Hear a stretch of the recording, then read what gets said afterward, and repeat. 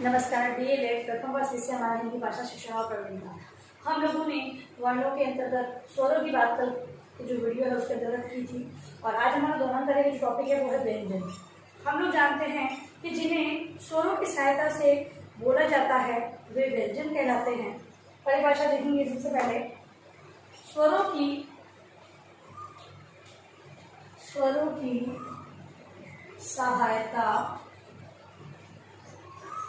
की सहायता से उच्चारित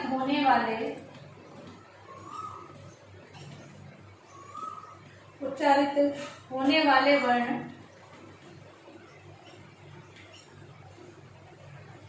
व्यंजन कहलाते हैं। व्यंजन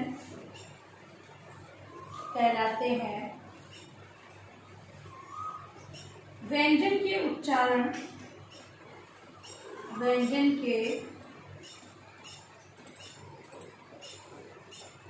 उच्चारण में वायु रुकावट के साथ मुंह के बाहर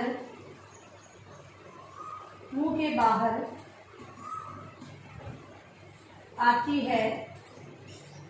यह रुकावट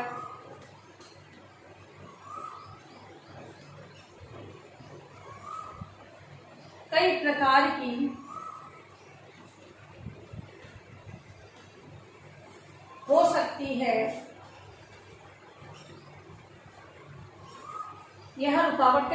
हो सकती है। उच्चारण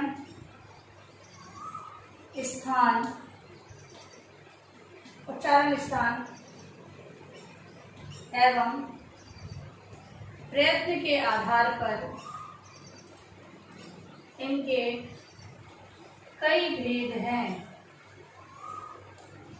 ठीक है, तो अगर हम व्यंजनों के ये जो व्यंजन है वो स्वरों की सहायता से बोले जाते हैं। जैसे कि ये क है, ये अगर ऐसे बात करें तो ये क को हम लोग पुकार नहीं सकते जब तक कि इसके अंतर्गत ये स्वर अ नहीं मिल जाता। स्वर अ मिलने के बाद ये इस प्रकार से क बन जाता है, हलक इसमें से हट जाता है। ठीक है, तो इसीलिए इसे स्वरों की सहायता से बोला जाता है, ऐसा कहा जाता है। तथा व्यंजन के उच्चारण में वायु रुकावट के साथ बाहर आती है। यह कई प्रकार की होती है जिसमें स्थान के आधार पर और प्रयत्न के आधार पर कई प्रकारों को देखा जाता है।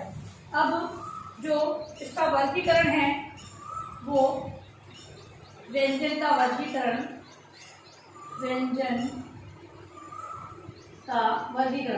दो प्रकार से हम लोग व्यंजनों का वर्गीकरण करते हैं।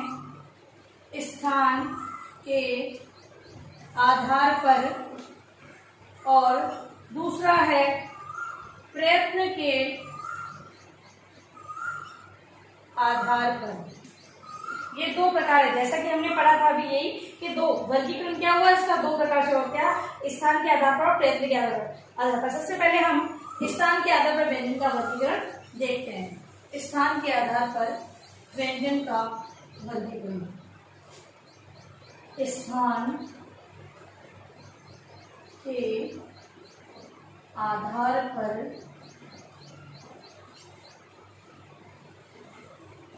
व्यंजन का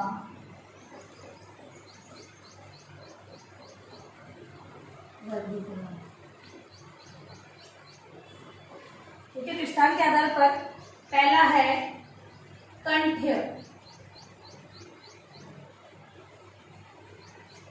कंठ्य है। अब कंठ्य के अंतर्गत कौन कौन से व्यंजन आते हैं, तो उसके अंतर्गत क,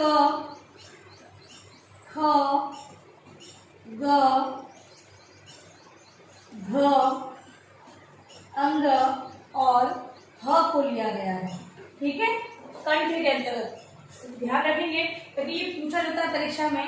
तो अगर मान लो क है वो इसका उच्चारण स्थान क्या है, तो ये बता सकते हैं स्थान के आधार पर इसे बांटा गया है। या फिर स्थान के आधार पर हम से जो होते हैं तो सभी भी आ सकता है, इसमें से कोई एक भी आ सकता है। तो इस प्रकार से प्रश्न बन सकता है हमारा।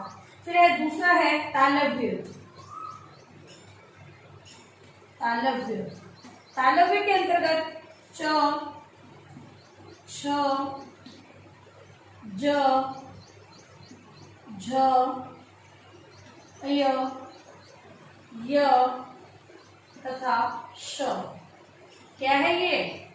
च, छ, ज, झ, ङ, य और श, य और यश। ठीक है, ये तालव्य वर्ण है जो कि व्यंजन के अंतर्गत आते हैं। फिर है मूर्धन्य।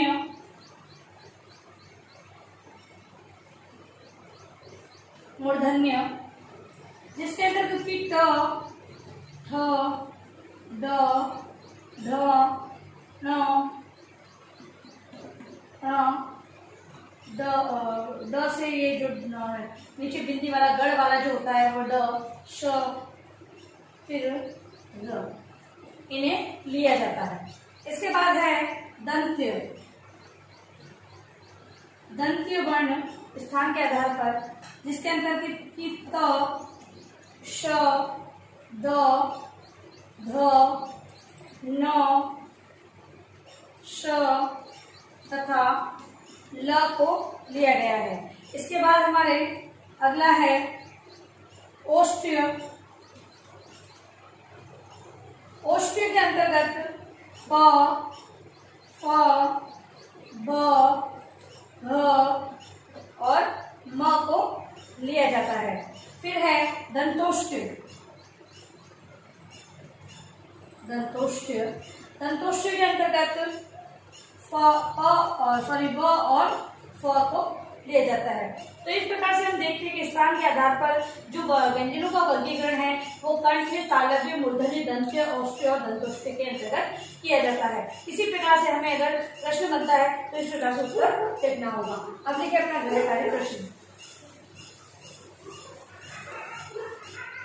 आज का जो आपका गृह कार्य है, व्यंजन किसे कहते हैं? व्यंजन किसे कहते हैं? स्थान के आधार पर, स्थान के आधार पर व्यंजन के वर्गीकरण को समझाइए। ठीक है, ये है आपका गृह कार्य प्रश्न जिसे अनिवार्य रूप से आपको अपने उत्तर पुस्तिका में लिखना है। और अंत में इस महामारी के दौर में बहुत ही आवश्यक कार्य होने पर आप बाहर जाएं। बाहर जाते भी हैं तो 3 बातों का विशेष ध्यान रखें। मास्क लगाएं, सोशल डिस्टेंस बनाएं और हाथों को बार बार सैनिटाइज करते रहें। सुरक्षित सभी का ध्यान रखें। धन्यवाद।